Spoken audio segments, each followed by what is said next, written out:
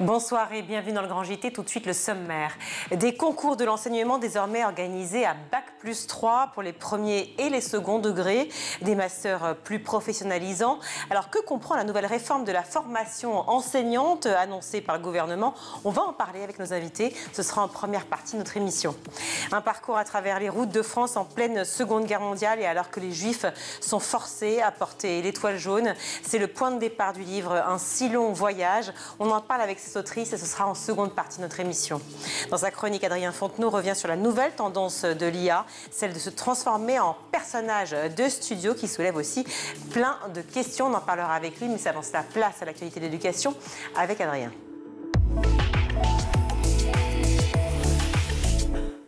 Adrien, bonsoir. Bonsoir Virginie, bonsoir à tous. On ouvre ce journal avec la relaxe pour la professeure de français qui était jugée pour harcèlement après le suicide d'Evaël à 11 ans le 21 juin 2019. La décision a été rendue publique par le tribunal de Pontoise en milieu d'après-midi. Pascal L, 62 ans, ancienne professeure de français au collège Isabelle Autissier à Herblay, a finalement été relaxée. Lors de l'audience des 10 et 11 mars dernier, la procureure avait requis une peine de 18 mois avec sursis et une interdiction définitive d'exercer la fonction d'enseignant. Il n'en sera finalement rien. Pascal L s'est toujours défendue d'avoir harcelé Evaël ainsi que les autres élèves. Elle réfute avoir tenu une partie des propos que les nombreux témoins, élèves et adultes ont pu rapporter. Écoutez la réaction de maître Delphine Meillet, l'avocate des parents d'Evaël à l'issue de ce verdict. La détresse d'Evaël avait été méprisée lorsqu'elle était dans cet établissement, c'est pour ça qu'elle en avait changé. Elle a encore été méprisée aujourd'hui, cette douleur. Les parents qui ont lutté pendant des années pour leur fille ont été méprisés et aujourd'hui ils sont insultés. Donc il est certain que nous ferons appel de cette décision et nous nous battrons devant la cour d'appel pour faire reconnaître la culpabilité de cette enseignante dont on vient d'entendre qu'elle exerçait une autorité légitime au sein de sa classe. Ce qui est juste inadmissible au regard des faits qui ont été développés et au regard du comportement de cette professeure qui était froide, sans une once d'humanité lors de toute cette audience et également, évidemment, à l'égard d'Evaël et de Julien, pour lesquels elle était renvoyée. Elle était tout de même renvoyée pour harcèlement moral concernant 3 élèves. C'est la première fois qu'un professeur est renvoyé pour harcèlement moral à l'égard d'un harcèlement qu'il faisait subir à ses élèves. La décision d'aujourd'hui est inadmissible. La mère d'Evaël s'est dite, je cite, dans l'incompréhension totale, la justice fait corps avec l'éducation nationale. Comment se sortir de ce dilemme-là? Fin de citation. Et nous vous tiendrons bien évidemment informés des suites de cet appel. Justice toujours. Après Bétharram, plusieurs anciens élèves du collège Saint-François-Xavier du Staritz sont déposés plainte pour des faits de violence physique et sexuelle. Ils sont 11 au total à dénoncer ces violences commises entre 1960 et 2005. Une première dans cet établissement catholique des Pyrénées-Atlantiques. RMC a pu s'entretenir avec 2 d'entre eux. Renaud raconte par exemple qu'il n'avait que 11 ans lorsqu'un abbé, alors directeur du collège, l'a fait monter dans son bureau. Il commence à me masser au niveau du genou et puis de plus en plus fort en me massant au niveau de la cuisse et il montait vers les testicules. C'était pervers et sadique. Même 40 ans après, tous les souvenirs remontent. C'est lourd quoi. C'est un truc qui me marquera à vie ça. Un récit glaçant et des violences quasi quotidiennes infligées par différents professeurs et surveillants comme le dénonce Daniel, un autre plaignant. Il tirait les oreilles, il tirait les cheveux. Quand il donnait une gifle, on se retrouvait à quelques mètres, complètement étourdi. Ça fait plus de 50 ans que vous gardez le silence. Alors pourquoi vous témoignez et vous portez plainte aujourd'hui? Je me suis dit, il faut absolument qu'il y ait des mesures fortes qui soient prises au niveau national pour des contrôles, des règlements qui fassent que ça ne puisse plus se reproduire, Des témoignages recueillis par Julie Brault. Le parquet de Bayonne va examiner toutes ces plaintes avant d'ouvrir une enquête si les faits ne sont pas prescrits. La direction de l'établissement, elle, n'a pas répondu aux sollicitations de RMC. Pour revenir à l'affaire Bétharram, on ajoute que François Bayrou a accepté d'être auditionné par la commission d'enquête sur les abus sexuels et physiques commis dans l'établissement. Le Premier ministre répondra aux questions des députés le 14 mai prochain. Nous suivons ça de très près également. Sur France Inter, à présent, nos confrères s'intéressaient ce matin à la vérification d'âge sur les sites pornographiques. Un peu moins d'1 an après l'adoption de la loi sur la sécurisation de l'espace numérique, où en est-on depuis et les mineurs sont-ils plus protégés face à la pornographie en ligne? C'est en tout cas ce qu'espère Vincent, père de famille d'une fille de 14 ans et d'un garçon de 17. Son fils justement a eu ce premier contact avec le porno très jeune, il le raconte au micro de Xavier Demagny. Mon fils, qui est rentré en 6e, il est venu nous voir un jour en étant hyper choqué. Il avait vu de la pornographie. Ainsi, il était tombé sur des sites pornographiques en googlant quelque chose sur Internet. Moi, j'ai jamais été contre aborder ce sujet-là, mais je pensais pas devoir l'aborder si tôt, en fait. Je m'étais imaginé plutôt vers la 4e et pas du tout vers la 6e. Et son fils n'est pas isolé. Aujourd'hui, on estime qu'un peu plus de 2 millions de mineurs fréquentent chaque mois des sites pornographiques. En octobre, l'association e-Enfance, qui lutte pour la protection des mineurs, a obtenu en justice le blocage de certains d'entre eux. Xhamster, Tukiff, Ici Porno. La présidente de l'organisme, Justine Atlan, salue l'évolution récente et la prise de conscience votée il y a 1 an à l'Assemblée. As-tu 18 ans ou pas ? Oui, non. Voilà, c'est donc ce qu'on déclare pour accéder à un site pornographique depuis qu'Internet existe, donc depuis 25 ans. Et donc, il a été rajouté dans la loi très explicitement qu'il fallait que les sites pornographiques mettent en place un système pour vérifier, donc non plus déclarer, vérifier que effectivement celui qui déclare avoir 18 ans les a bien. Depuis le 11 janvier, les sites pornographiques sont obligés de vérifier l'âge de leurs utilisateurs par le biais d'un système de contrôle anonyme mis en place par l'Arcom.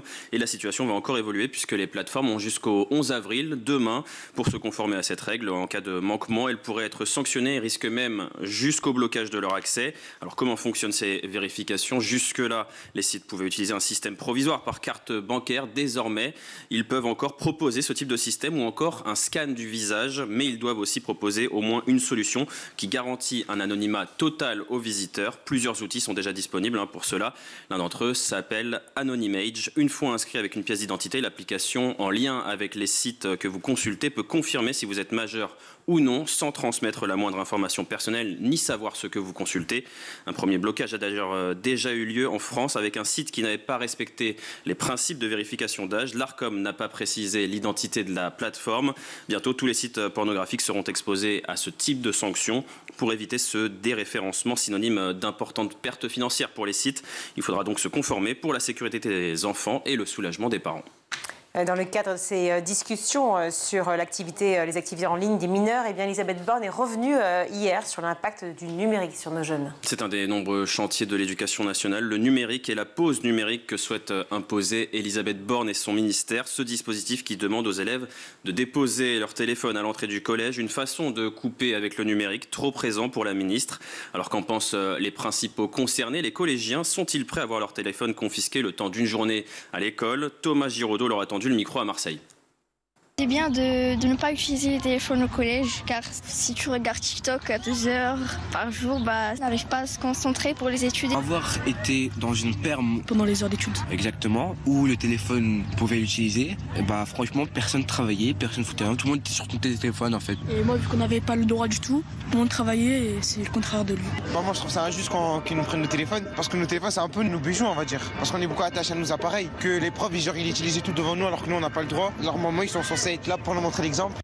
Voilà, la mesure ne fait pas tout à fait l'unanimité. Elisabeth Borne aimerait généraliser cette pause numérique dans l'ensemble des collèges à la rentrée prochaine. On termine sur un tout autre sujet. Pour protéger les plus jeunes conducteurs, Renault propose de brider certains de ses véhicules à 110 km/h. Oui, le constructeur français veut attirer plus de jeunes conducteurs et convaincre leurs parents avec cette mesure. Son nom, Safety Car. Vous l'avez dit Virginie, le dispositif propose de brider les voitures à 110 km/h durant la période du permis probatoire du jeune conducteur, de 2 à 3 ans selon le type de formation à la conduite suivi par les nouveaux permis. Cette prestation est pour le moment réservée à la Clio 5 et coûte 59 €. C'est l'une des voitures les plus vendues en France, à la première place en 2023, la deuxième en 2024 et à nouveau la première depuis le début de l'année 2025. Et pour faire la promotion de ce nouveau dispositif, qui de mieux que Pierre Gasly, pilote Alpine, l'écurie de Formule 1 de la propriété Renault. Et lui, on peut dire qu'il s'y connaît en vitesse. Attention, on rentre dans le tunnel. N'en profite pas pour accélérer. Surveille ta vitesse. C'est bien. T'apprends vite. Dernier virage.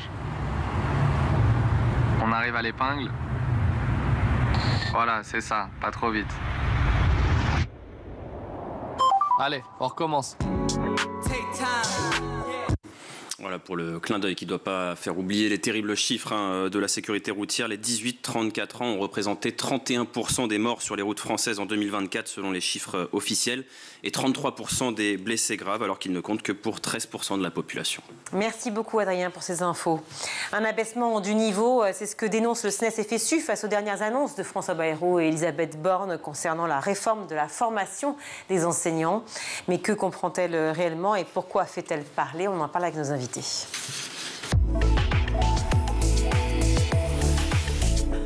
Et pour en parler, je suis ravie d'accueillir sur ce plateau Laurent Alexandre, bonjour. Bonjour. Merci beaucoup d'être avec nous. Vous êtes formateur d'enseignants, secrétaire fédéral CFDT EFRP, le nouveau nom effectivement de la CFDT. Guillaume Prévost, bonjour. Bonjour Virginie. Un habitué du plateau du Grand JT. Merci beaucoup d'être avec nous, délégué général du think tank Vers le Haut.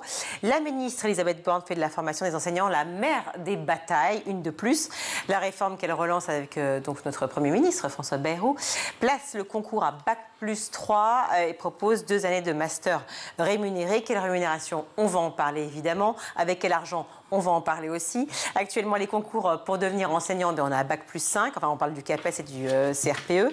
Cette mesure sera a priori mise en place au printemps 2026. Je ne sais pas, en 30 ans, combien on a eu de réformes de la formation enseignante. J'ai lu 5, est-ce que c'est vrai? Je ne sais pas. Mais est-ce qu'on peut espérer que celle-ci soit la bonne, Laurent Alexandre? Alors, à défaut d'être la bonne, on espère que c'est la dernière. Parce que pour qu'elle soit bonne... Je sens une pointe d'humour. Non, mais pour qu'elle soit bonne, il nous faudrait davantage d'éléments. Et pour le moment, on a des grands principes que à la CFDT, nous trouvons plutôt encourageants. Maintenant, on attend les groupes de travail qui se sont à peine mis en place.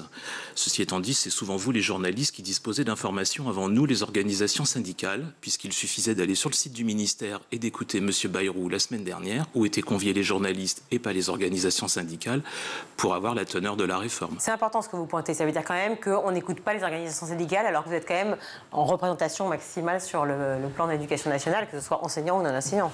On les écoute pas, ou en tout cas on les convie toujours trop et très tardivement, ce qui est un problème par rapport aussi à la représentation qu'on peut avoir pour les collègues. Donc il y a toujours ce sentiment de mépris, ce sentiment d'incompréhension, et encore une fois, une réforme, quelle qu'elle soit, elle ne peut pas se faire sans les principaux intéressés. Donc c'est effectivement les étudiants, qu'en pensent-ils, et les formateurs, que font-ils depuis 30 ans? On va dire que le tournant c'est essentiellement 2010, avec la masterisation. Oui. Guillaume Prévost, en fait, Laurent Alexandre parle de cette nouvelle réforme qui arriverait, enfin cette nouvelle annonce en tout cas, mais peu préparée, dont on sait peu de choses et tout. Pourtant, a priori, ce texte est préparé par l'ancienne ministre Nicole Belloubet.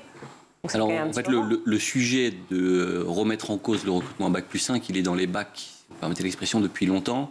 On avait entendu Gabriel Attal parler d'école normale du futur. Ouais.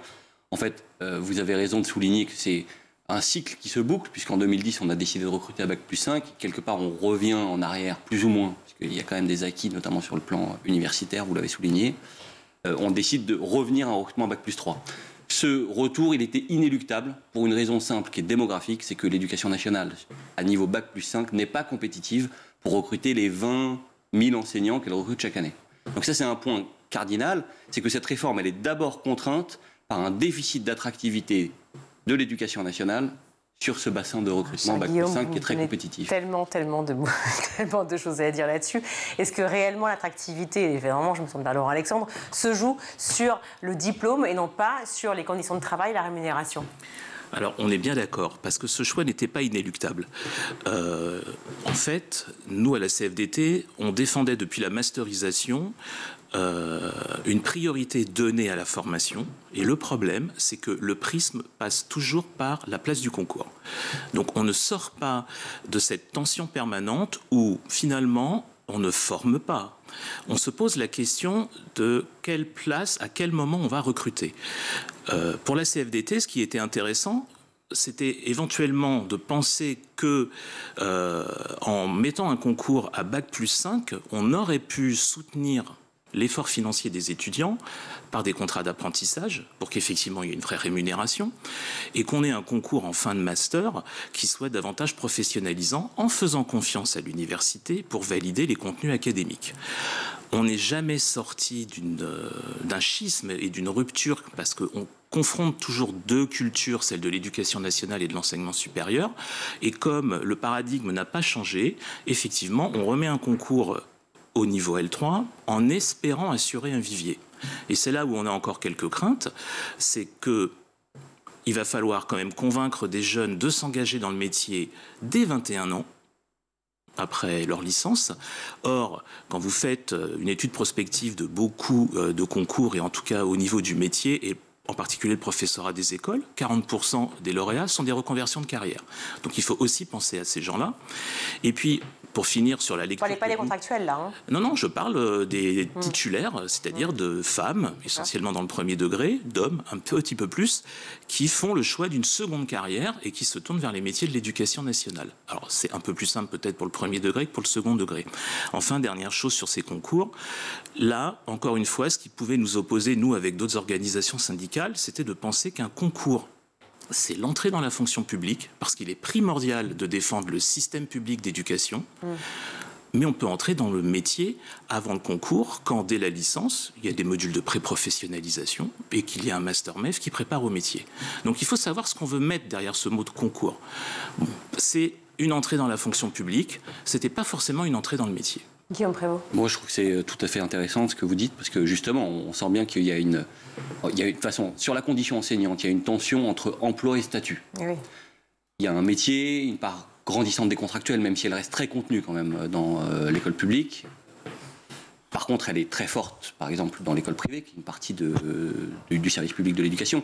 Donc on sent bien que, au-delà finalement de cette question du recrutement à Bac+3 et Bac+5, comme vous l'avez très bien souligné, il y a plein d'autres questions auxquelles on ne répond pas aujourd'hui. Moi, je dirais qu'il y a trois grandes questions qui restent aujourd'hui largement déterminées. Le premier, c'est celui du recrutement et notamment de la part des reconversions. Vous avez tout à fait raison de le souligner. Dans les académies en tension, dans les matières en tension, y compris dans le second degré, la part des reconversions l'année dernière a parfois été plus importante que la part des recrutements initiaux. Ça veut dire que dans certaines matières, notamment les matières scientifiques dans le second degré, les personnels issus de reconversion, donc avec une première carrière professionnelle, sont plus nombreux que les étudiants sortis de formation initiale. Attendez, excusez-moi, ils sont plus nombreux, ça je l'entends, mais est-ce qu'ils sont nombreux? C'est-à-dire que est-ce qu'on va vraiment avoir suffisamment d'enseignants? On sait qu'on en manque, on sait qu'il y a un problème d'attractivité.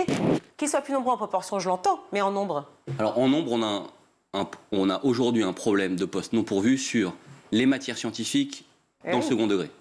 Donc, et c'est sur ce créneau particulier que probablement les outils d'attractivité à la disposition des recruteurs éducation nationale ne sont pas à la hauteur des enjeux. Par exemple, si vous voulez recruter un ingénieur après 10 ans de carrière, il est clair qu'il y a des enjeux de reprise d'ancienneté, il y a des enjeux de capacité à répondre aux besoins financiers d'une personne de 35 ans avec une première carrière. Si on se parle clairement, un ingénieur qui a 10 ans de carrière va aller gagner 3 000 € par mois dans le public pour en plus être confronté à des conditions de travail difficiles.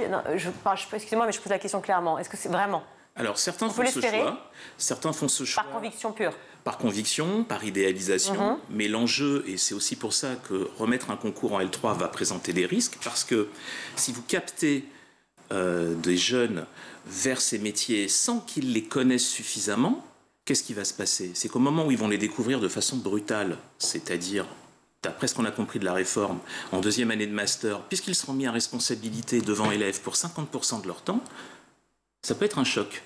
Donc à un moment donné, si on recrute avant de faire comprendre quels sont les enjeux maintenant du métier, qu'on fantasme quand on peut être jeune, qu'on idéalise par rapport à des souvenirs. Tant mieux d'ailleurs.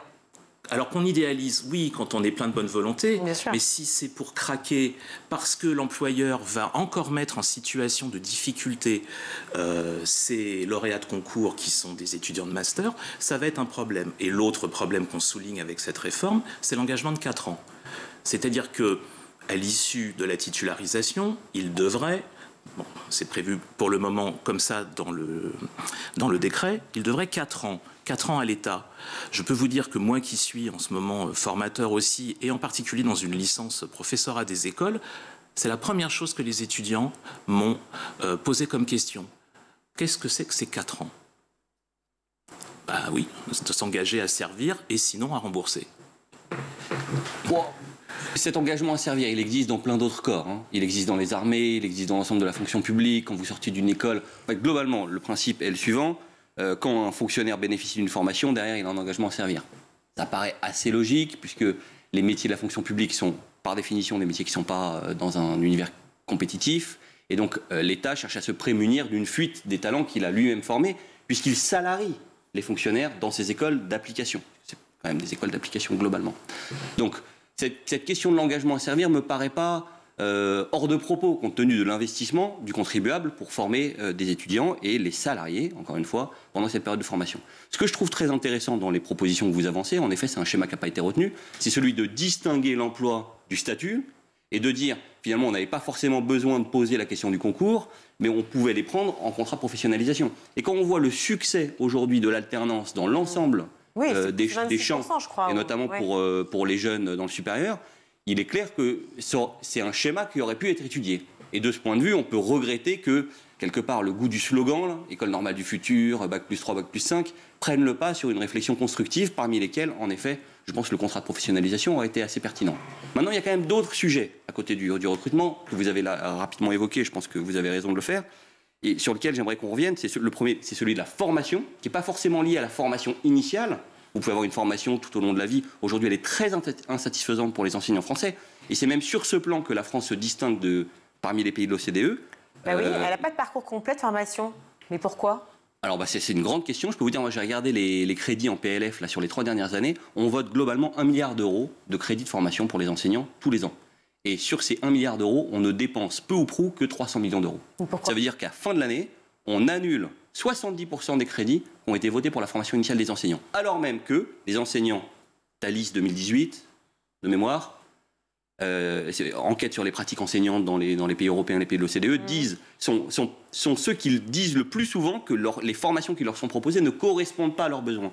Donc on sent bien qu'il y a un deuxième grand chantier qui est celui de la formation, de l'accompagnement des pratiques pédagogiques, où notre système éducatif est très en retrait. Et il y a un troisième sujet, comme ça, qui est celui de l'emploi, des carrières.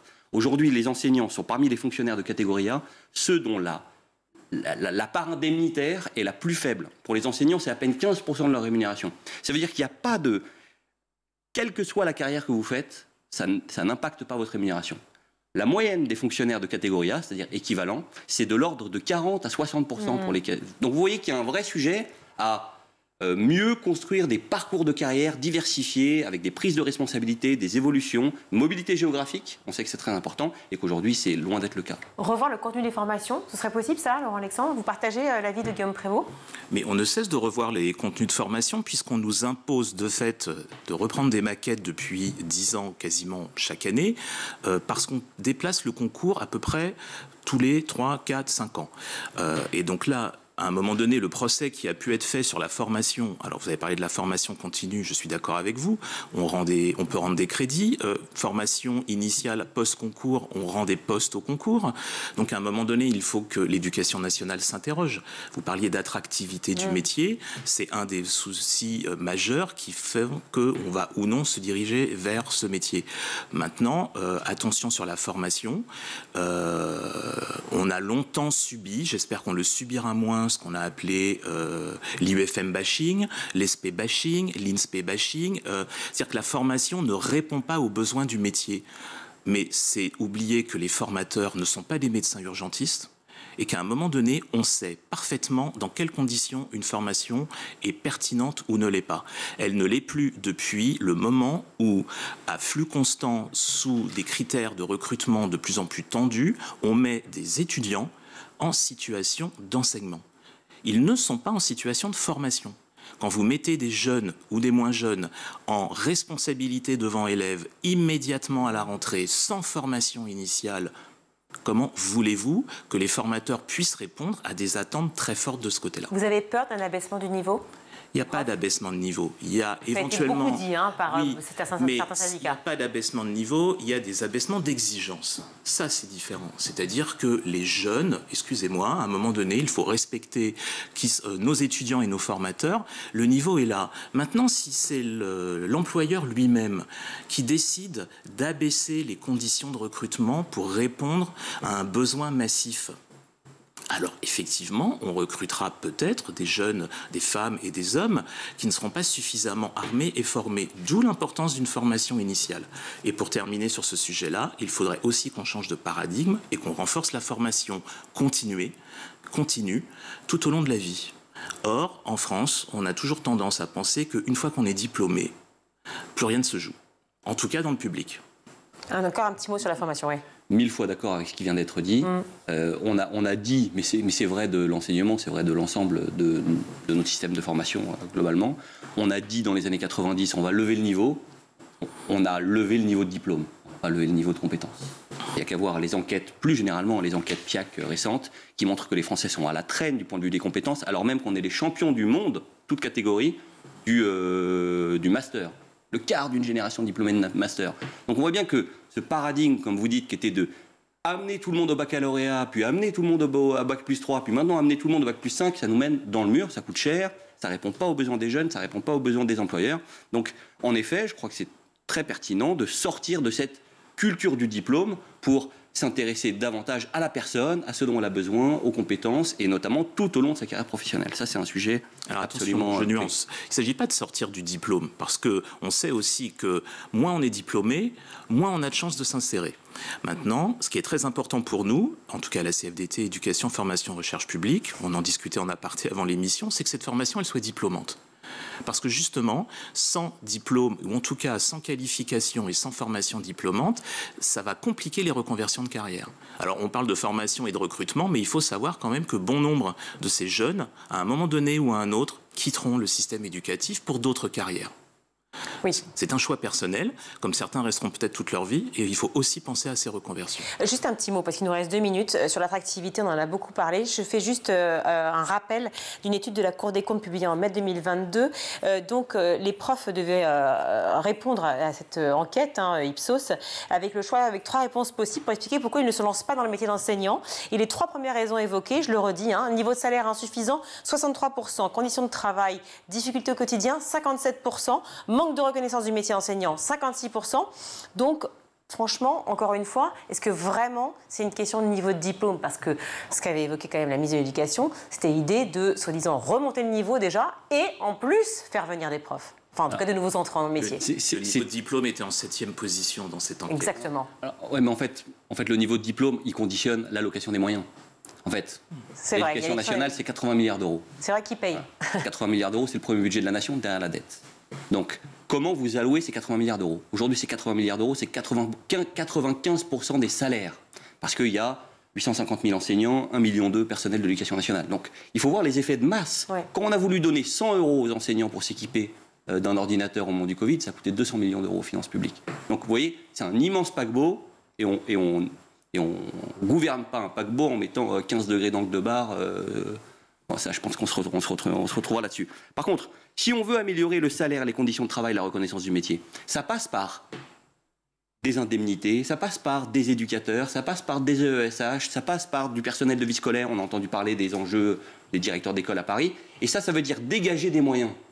Et donc ça veut dire qu'aujourd'hui, il faut faire un choix où on a beaucoup d'enseignants mal payés, mal reconnus, où on a probablement un peu moins d'enseignants, mieux payés, mieux formés, mieux accompagnés, notamment au niveau local. Et ça, c'est clé. Parce que où on met tout l'argent dans les salaires ou dans les conditions de travail. 10 secondes, mot de la fin. Oui, mais là, vous voyez, cette lecture un peu dichotomique pour le non. Vous pouvez aussi avoir beaucoup d'enseignants qui seront correctement rémunérés. Ce sont des choix politiques. Et ce qui a manqué depuis ces 15 dernières années sur le dossier de la formation, c'est bien le courage politique d'assumer des orientations qui doivent être différentes depuis la masterisation. Mot de la fin pour ce débat sur la formation des enseignants. Merci beaucoup à tous les deux, à Guillaume Prévost, directeur général du think tank Vers le Haut, et Laurent Alexandre, formateur d'enseignants, secrétaire fédéral CFDT EFRP. Merci beaucoup. On marque une courte pause, on se retrouve.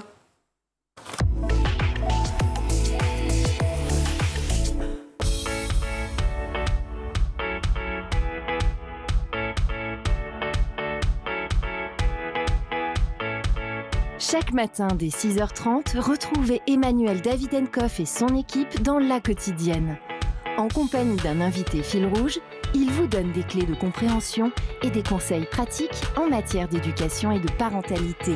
C'est important d'adopter des mesures hygiéno-diététiques, c'est important de savoir bien manger, de bien s'hydrater, d'avoir un bon sommeil. À partir de 9h, Patrice Boisfer prend le relais dans le MAG. Au cœur des territoires, la parole est donnée aux élus et aux élèves qui font bouger l'éducation partout en France. Je voyais pas énormément de jeunes, je me reconnaissais pas énormément dans les listes parce qu'il n'y avait pas de jeunes, il n'y avait pas de sportifs et je me suis dit pourquoi la politique ça touche que certaines personnes.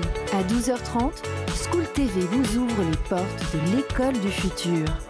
Avec son équipe de chroniqueurs, Philippine Dolbeau met en lumière des acteurs engagés et des innovations pédagogiques qui façonnent l'école de demain. L'usage qu'on peut faire d'un téléphone et celui d'un ordinateur est complètement différent. Sur l'ordinateur, on parle bien d'un usage pédagogique. Pour le cours, le téléphone, on aborde plutôt la question des réseaux sociaux et je ne pense pas que les enseignants prônent d'utiliser TikTok ou YouTube. Tous les soirs à 20h30, dans le grand JT de l'éducation, Virginie Guillaume fait le point sur l'actualité du jour. Politiques et acteurs de l'éducation se questionnent sur l'avenir de nos enfants à l'école. Le double objectif de tout ce que nous avons fait, qui est la boussole de toute l'action, c'était deux objectifs que j'affichais toujours, c'est-à-dire un, hausser le niveau général des enfants de France, deuxièmement, baisser les inégalités, donc rapprocher les plus défavorisés du reste du groupe et que tout cela monte, ce que j'appelle parfois niveler par le haut. Chaque samedi et chaque dimanche, Malika Ménard reçoit une personnalité qui raconte ses souvenirs d'écolier et dévoile sa vision de l'école d'aujourd'hui et de demain. L'amour devrait être enseigné à l'école, l'empathie devrait être enseignée à l'école, la vraie éducation civique, l'amour de l'autre, l'amour des plantes, le respect de l'environnement profond, l'alimentation vraie, ça devrait être enseigné à l'école. School TV, imaginons ensemble l'école de demain.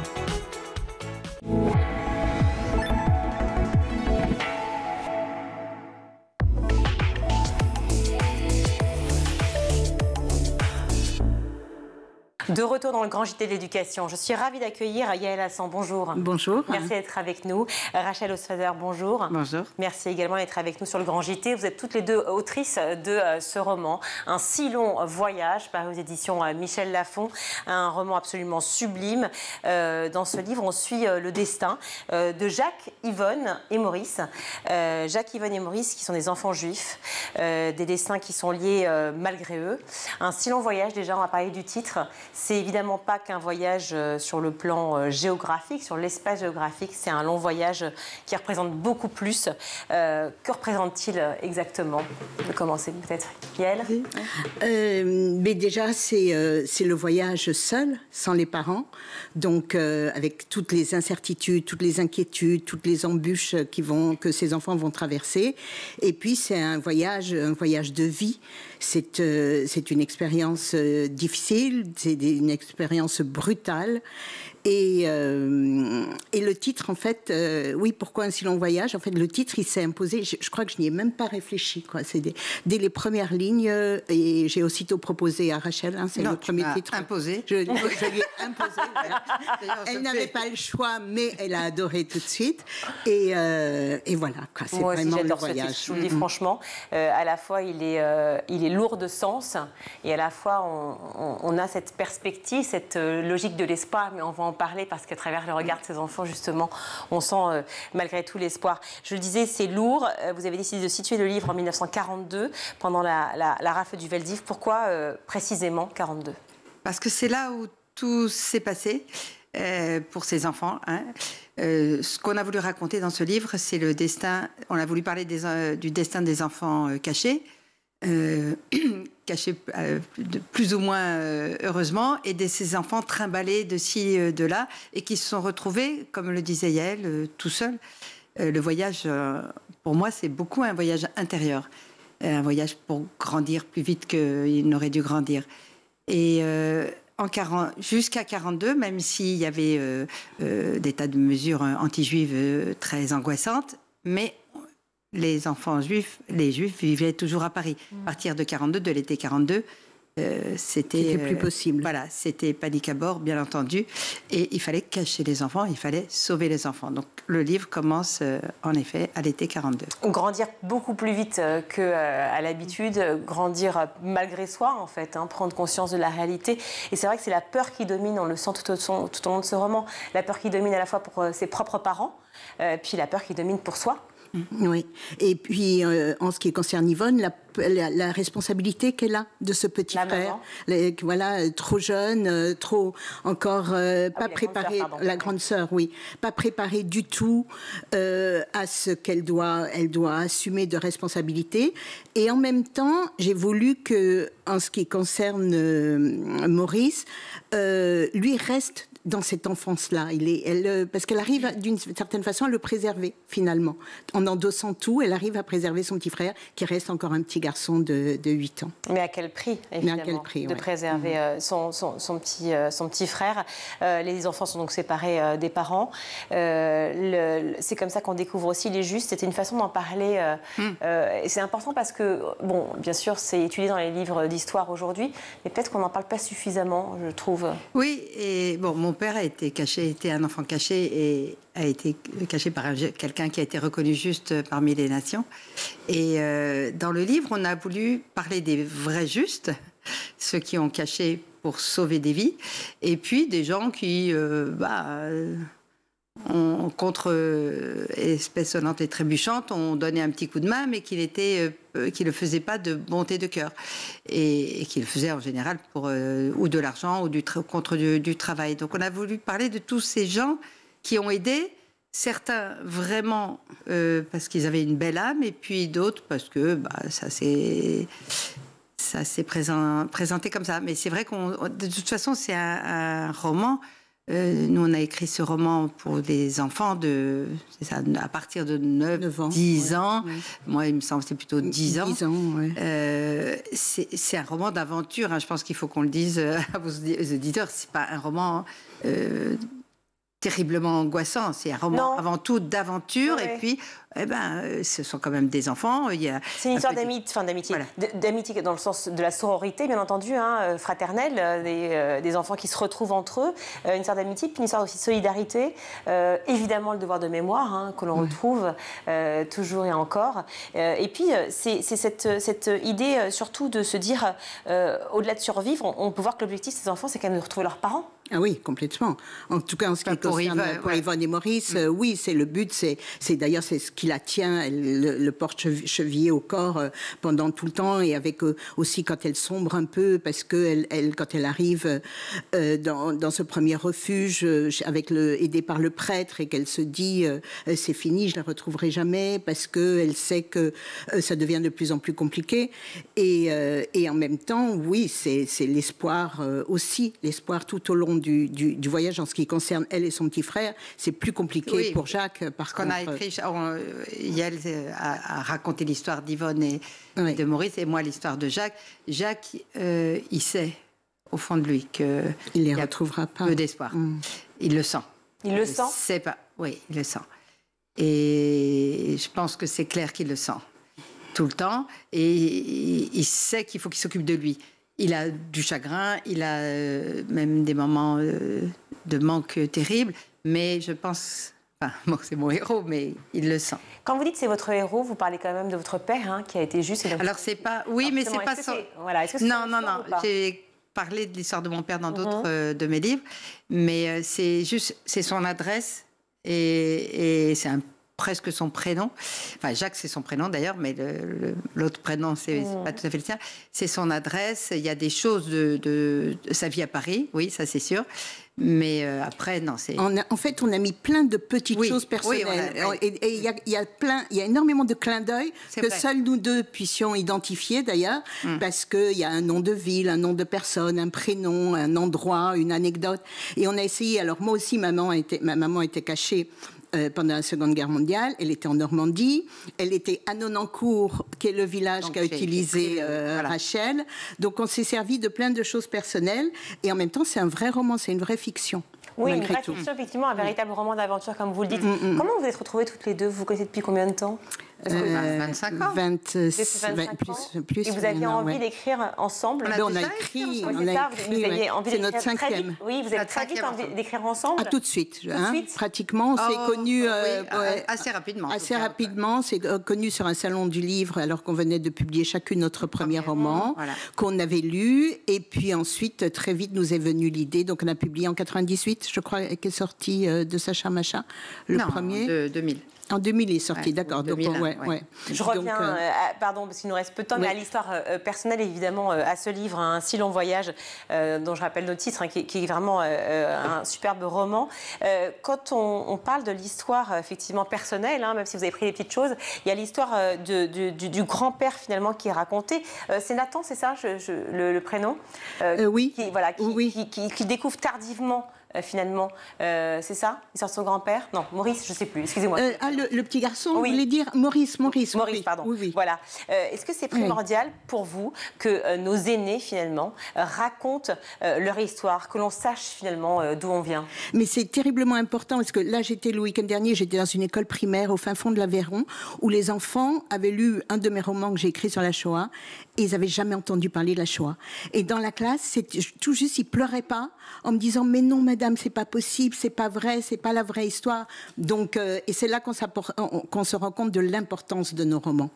Des romans et je pense, de recueillir la les derniers transmission. Témoignages. C'est primordial, mais c'est quasiment... C'est in extremis maintenant.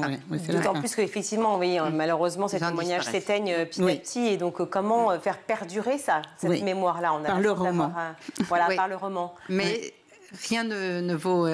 C'est vrai, le témoignage d'un rescapé ou d'un enfant caché, ça. On a eu la chance de recevoir Gillette Kolinka sur ce plateau, effectivement, qui est formidable. Magnifique. Et qui explique à quel point. On a peu de temps, mais bien entendu que ce roman, dans ce cas précis, dans cette société dans laquelle on vit, où il y a beaucoup de relents négationnistes et antisémites, est forcément essentiel et très important. Donc merci beaucoup d'être venu en parler. Merci. Il y a des passages drôles. Hein. Oui, il y a des passages drôles.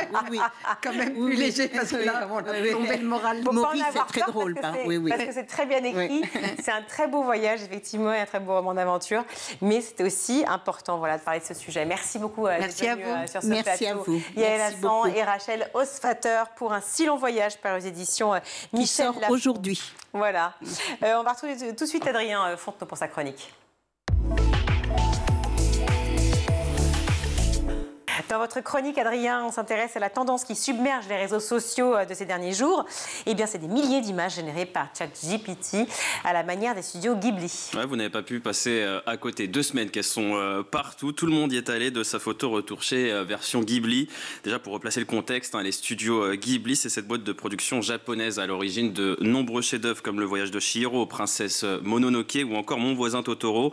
Des grands films, des dessins absolument sublimes et un style désormais imitable à la portée de tous à cause de ChatGPT.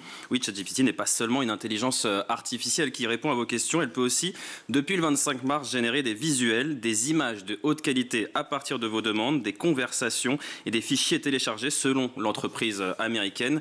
Il n'en fallait pas plus pour que les utilisateurs se régalent et testent toutes les possibilités offertes par le logiciel. Vous allez en voir quelques-unes.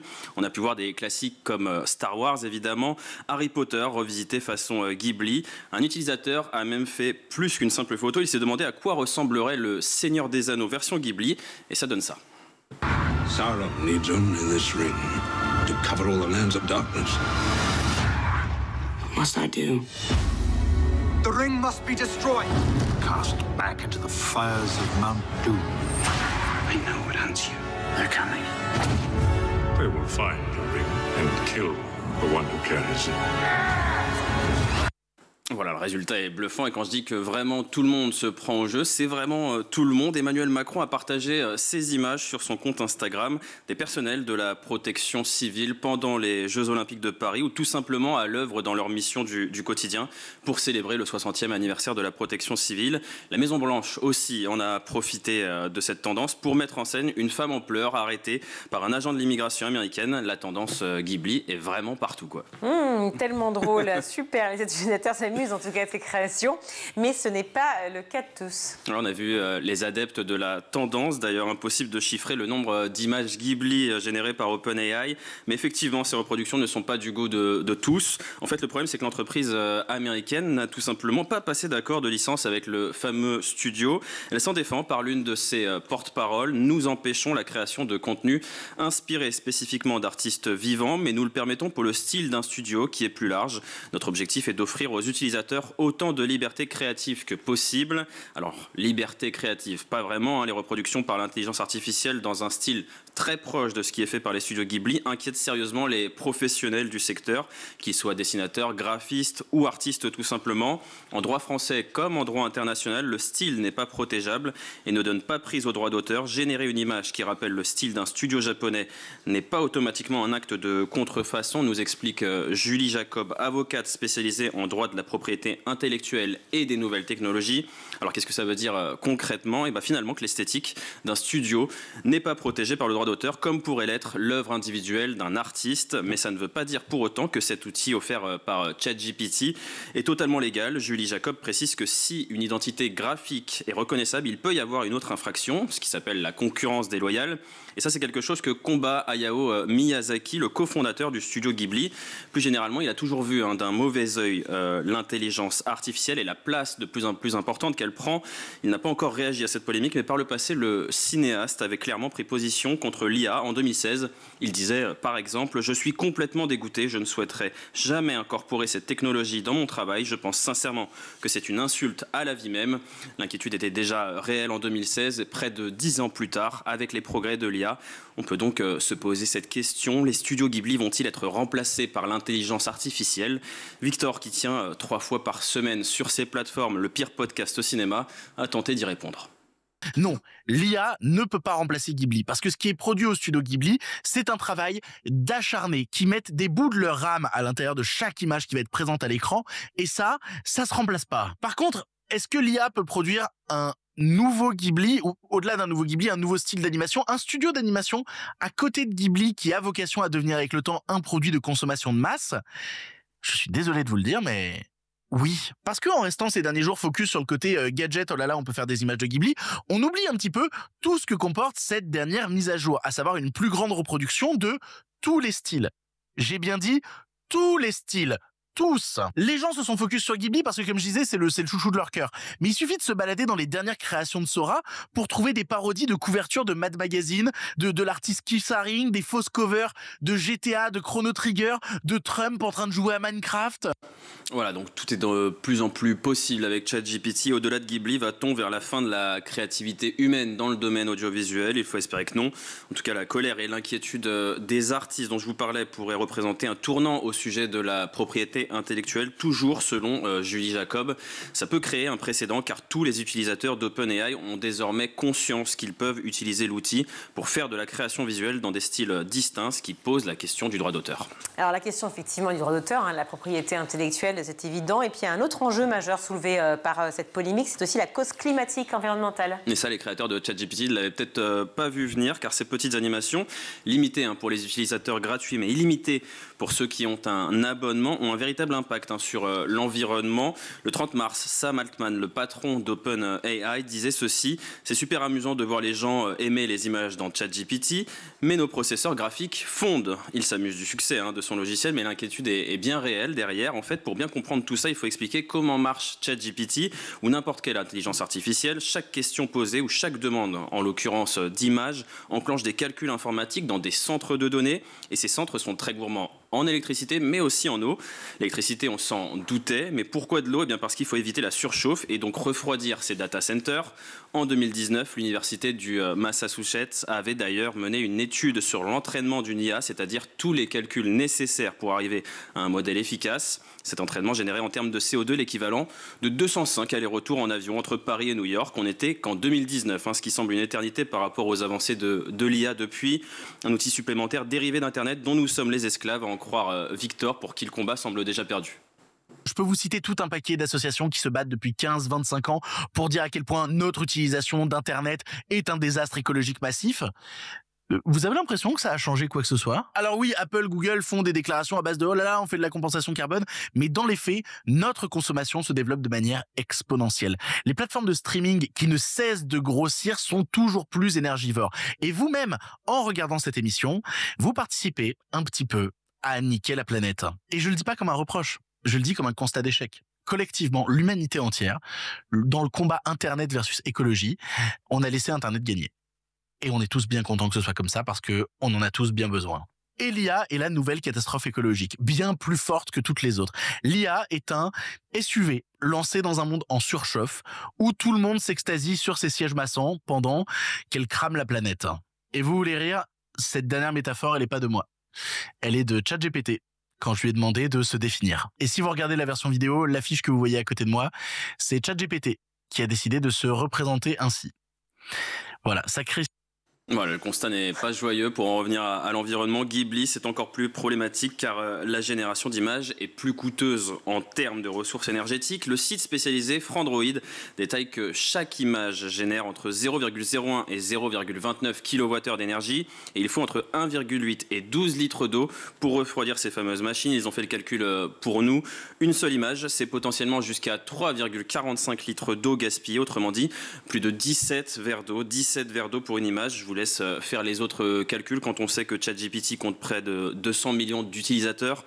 Et comme l'a très bien rappelé le journaliste et auteur François Saltiel, si nous étions dans un authentique Miyazaki, lui qui a toujours nourri dans ses œuvres une fibre écologiste, la nature se vengerait pour mieux se protéger. Merci beaucoup Adrien, c'est terrifiant. On va tous retrouver le Zap.